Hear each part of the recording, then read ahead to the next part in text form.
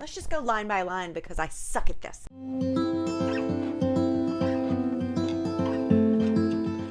Hello, welcome back to my channel. If you're new here, my name is Natalie Megan and this is Weirdo Book Club. If you're not new here, this video might come as a surprise to you. Today I'm rebelling against my own personality. You guys know that I'm a hater, above all else. You've become accustomed to hearing me critique terrible books, and I love doing it. I truly do. But today, I don't know. I don't know if I'm feeling the joy of the season or the hope that comes along with the fresh start of a brand new year. But I'm feeling light. I'm feeling love. So I'm going to tell you my favorite reads of 2023. I know. Now, it's no secret that I've had a rough year. So I wanted to carve out some time and space for the good. Because every so often, believe it or not, I do read good books. Books that remind me that reading is fun. Dare I say enjoyable. Books that don't make me feel like my brain has been removed from my skull and stomped on by cleated feet. Books that lift me out of my difficult reality and immerse me in something beautiful and well constructed. We all need that sometimes, right? Me more than ever this year. Plus, people ask me all the time what books I actually like since, again, I do a lot of hating on this channel. So I'm going to tell you, and maybe you can even get a few to put on your TBR for next year. Now, I am still holding to the boycott of St. Martin's Press and all of these guys. As a result, there are a few books, 3, that I won't be including in this list. 3 books that I was the most excited about, that I rated highly, that I enjoyed the most, and I couldn't wait to tell you about. I can't. Because I'm not a scab. Speak up, SMP. I did a lot of reaching for comfort this year. So I'm going to start with some of the rereads, comfort reads, classics, well-known books that I've read. And then we're going to go from there. Pride and Prejudice by Jane Austen. I read this a lot, actually, and I watch it even more. I love the wit, the drama, the atmosphere of it all. 5 stars. And don't get me started on the films. I can't. I reread Flowers in the Attic by V.C. Andrews with my book club, Weirdo Book Club. Join if you like, please. And I know what you're thinking. Is this a comfort classic? Is this a comforting classic read for you? Yeah, it is. You know why? Because I'm weird. I'm a weirdo. But in all seriousness, the first time I read this was when I was like 10. There was a box of mass market paperbacks in my mom's closet, and I ate that up, okay? Life was good. Even though this book is sick and twisted, it takes me back to 1998, where the only worry I had in the world was my mom coming in and finding out that I was reading under my covers instead of sleeping. 5 stars. Ruined me for life. I'm weird because of this book. Among other things, I read The Yellow Wallpaper, which I have been hearing about endlessly, so it was time. I loved it. It's a short story, about 64 pages, and it involves a woman struggling with PTSD, stuck in a room with this horrific yellow wallpaper, and she continues to slowly descend into madness. It was great. 5 stars. I also reached for more modern classics. I read the Hunger Games series twice. I told you that it's been a hard year, and I meant that shit. I read it twice. I watched it several times. I even listened to the audiobook with my kids and my husband. Rough year. I even read and watched The Ballad of Songbirds and Snakes, which I didn't love as much as the original 3, but it's pretty solid too. This series in particular, I hold it so close to me. It reinvigorated my love for reading back when I was a mother of 2 under 2 and I was kind of losing my mind. I tore through these books and I always return to it when I need just a little comfort. I love it. 5 stars, of course. Ghost Eaters by McCleod Chapman is another one that I reread. I read several times in 2022, and then I made Weirdo Book Club read it with me. Doesn't just scream comfort read to most people, I'm sure. It is a very gory horror novel, ghost story about addiction and grief and loss. And I don't like any of the characters, but I love this book. It's so immersive and gross. The audiobook is elite. 5 stars. I love it. The Mercy of Thin Air by Ronlyn Domingue. This is the book that if anybody ever asks me what's your favorite book, I answer with this. I also made my book club read this with me in January. January is my birth month, so I get full control.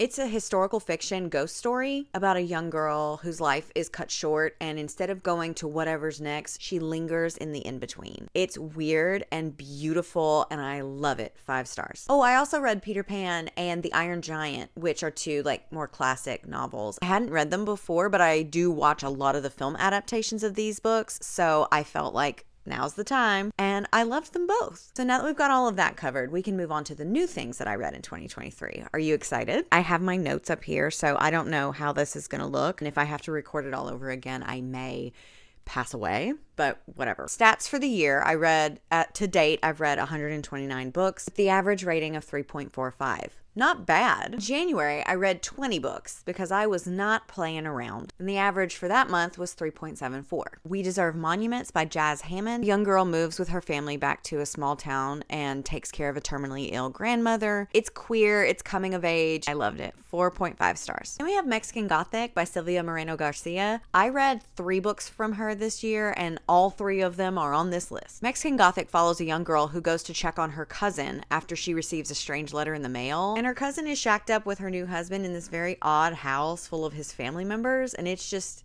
creepy and really great. February, I read 11 books, slowed down a bit, with the average rating of 3.41. The only one that stood out to me in this month was Deviant by Harold Schechter. It's about Ed Gein. Anything by Harold Schechter is usually a hit for me. He does a great job of telling these morbid, macabre stories, and he does a really good job of giving you a snapshot of not only the criminal and his misdeeds, but the time and the circumstance that ultimately led to these horrific acts. So I love Harold Schechter, and this was a 5-star read. March, I read 12 books, and the average rating was 3.85. Way Down Deep by Charlotte Stein and Cara McKenna.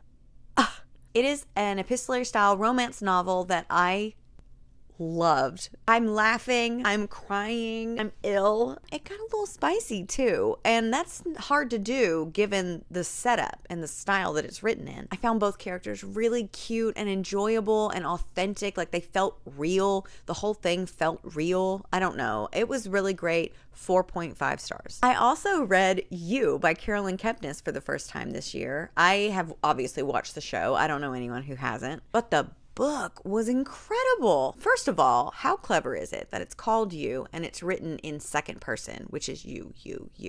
Not an easy thing to do. And the book is so much worse when Penn Badgley isn't there to make you feel like conflicted about this main character and how horrible he is. 5 stars for sure. April, I read 11 books with the average rating being 3.7, and my top book of this month had to be Clytemnestra by Costanza Casati. It's Greek mythology historical fiction. She did a great job of telling this story and making it her own. It was very slow burn, but I was hooked the entire time, which is difficult to do because usually when things go slow, I'm out. But I loved this book, and I got to interview Costanza about this book courtesy of bookclubs.com, which is how we host our book club, and that's on my Instagram if you want to go check that out. It was really fun to talk to her, and you can tell that she poured a lot of time and energy into this book, and it was really great, and it worked out. 4.5 if not 5 stars. In May, I read 20... Is that right? 20 books, the average rating being 3.29. The one that stood out above the rest of the 20 apparent books that I read this month was the Luis Ortega Survival Club. I got this as an ARC from NetGalley. It's a little bit queer, and it's got a group of friends at the center of it that all bond over their dislike of this boy, Luis Ortega. But it goes so much deeper than just a little hate club, burn book kind of thing. This boy is a predator, and all these characters have to navigate all the things that he did to them. It's really big on healing and how friends can help you get over some of the harshest things in life. I don't know. I thought it was very endearing and an important story to hear and tell for young people. Any people, really. I loved it. I gave it 4.5 stars. All right. In June, I read 8 books. I slowed down quite a bit. I don't know what happened in May where I read 20 books again. I know that I usually show out in January, but there's no excuse for May. June, I read 8 books with an average rating of 2.94, which is quite a dip. And I don't know why. But this is the best books, remember? If you want to hear about my worst books of 2023, you'll have to wait. Or become a channel member and you'll get it early. For the best books of June, I have Ania Ahlborn and Darcy Coates to thank. Weirdo Book Club read Brother by Ania Ahlborn. I gave it 4 stars. It's very sick and twisted and gross, and it reads like a horror movie, as all of her books do. 4.5 stars. Then we have Dead of Winter by Darcy Coates. This is the first Darcy Coates book that I've ever read, and I liked it so much that we are currently reading it for Weirdo Book Club. Dire circumstances in an isolated snowy setting. Absolutely, always. Yes, please, gimme. I gave this 4.5 stars as well, and I really hope the book club likes it because I definitely have made them read some stupid books. July, I read 13 books, and my average rating was 3.04. Silver Nitrate by Silvia Moreno-Garcia, my second of her books on this list. Our main character works in the film industry, and there's a lot of focus on classic horror movies, and I loved that. I ate that up. And there's like a curse. There's some moments that gave me chills. It was really good. 4.5 stars. Then we have a dark romance that I actually didn't hate. There Are No Saints by Sophie Lark. It follows 2 artists, one really powerful, successful one who also happens to unalive people, and a plucky little underdog that he becomes obsessed with. I didn't hate it. Did you hear me? I didn't hate it. 4.5 stars. In August, I read 8 books with an average of 2.75. I wonder why. The good news is I read some good books too. Galatea by Madeline Miller. It's Greek mythology short story. I really liked it. It has led me to believe that now is a good time for me to read The Song of Achilles. So keep me in your thoughts. 4 stars. Another darkish romance that I didn't hate. Sweet Inferno. I talked about Sweet Inferno in this video right here if you want to go and watch it. There's a wolf shifter and a fire witch. It's cute. It's not bad. It's good. I don't even know. 4 stars. I only read 1 book in September and it was meh. And in October, I read 3 books with an average rating of 4.08 because I liked all 3 of them. First up, we have Disseverment, which is an extreme horror novel. Please proceed with caution. This gets nasty real fast. It's about a boy who goes to visit his longtime estranged mother, and she has a lot of mental health issues that she struggled with. Mainly she has an ED that she's consumed by, and it goes dark. It goes gross. It goes yuck. But it was like a 3.5 star. It was nasty, but I liked it. Next, we have Unhinged, an erotic door romance.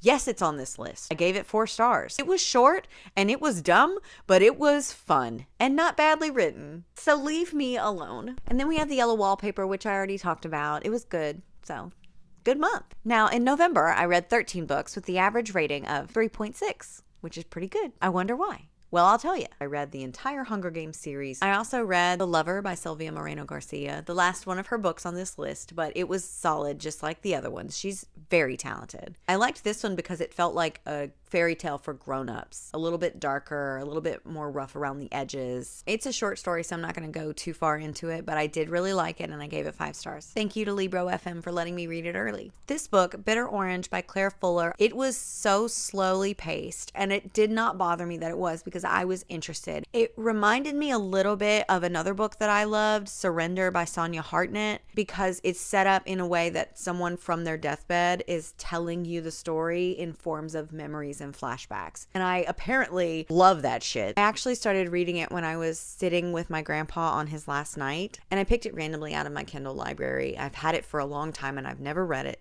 And I started reading it, and when I realized that it was told from someone on their deathbed, it felt right that I was reading it at this time. And so I took my time with it and I didn't rush. I thought it was really good. The main character is telling us about her summer that she spent at a dilapidated old English mansion. She's working to catalog some of the things on the site. She's also recently lost her mom. She meets these 2 strange characters that she forms a relationship with. It's just very strange and moody, and I was tense the whole time. I highly recommend. 4.5 stars. Last but not least this month was Helpmeet by Nabin Ruthnam. I don't know if I said that right, and I'm sorry if I didn't. This is another extreme horror novel. Very gory, lots of medical things, which I don't have a problem with, but some people might. It gets nasty. There's a curse involved. There's infidelity. I don't want to give too much away. It wasn't that long, but it was that good. 5 stars. We've made it to December. I read Songbirds and Snakes this month, and like I said, didn't like it as much as the first 3, but I did feel like it was a solid continuation of the series. If I read it again, which I'm sure I will, I'll probably figure it out. Sometimes it takes me more. I'm like a weeble wobble. I don't know. What Kind of Mother by Clay McCleod Chapman. This is the second Clay McCleod Chapman book to show up on my list for this year. I did not love it the way that I love Ghost Eaters, but that's difficult to do. It's a Southern Gothic domestic horror with a young woman who moves back to her hometown and starts reading fortunes to make money. She runs across this guy that she has a history with. He has a missing child that she tries to start helping him find. And it's nasty, but it was good. 4 stars. We're finishing strong with Bury Me Into Diamonds by my friend Caitlin. I loved this book, and I'm going to tell you why. It is very challenging to create atmospheric stories when you're operating in a short story format. It's a lot of ground to cover in not that many words, and Caitlin nailed it. Now, I know she's my friend, so you're probably not going to believe me, but you should because I mean it. It was great. I loved it. 5 stars because it deserved it. Good job, Caitlin. Well, there you have it, folks. Those are some books that I actually like. I know that the rants get the clicks. I know that, and I love that. But again, I want to say one more time, sometimes you need a book that is actually good to remind you that reading is fun. Let me know in the comments if you want me to talk about any of these. I'd be happy to. Thank you for watching this. I hope you found something interesting that you can maybe add to your TBR for next year. I'm really excited that I got to share these with you, and I'm looking forward to an even better 2024. Although, with all of the commissions that I have in line, it's going to be a tough uphill battle. If you haven't subscribed to me already, please do. It helps me out, and I love seeing the little number go up. It's just serotonin for sure. Like, subscribe, do all that stuff. You can also find me on pretty much any social except for Twitter. I'm real popular on TikTok, actually. I'm almost to 40,000 followers. So if you want to scoot on over there and help me get there, I would much appreciate it. I have a coffee page and a Patreon, and you can join my channel here and get early access to videos. Thanks again for watching. I will see you in the next one.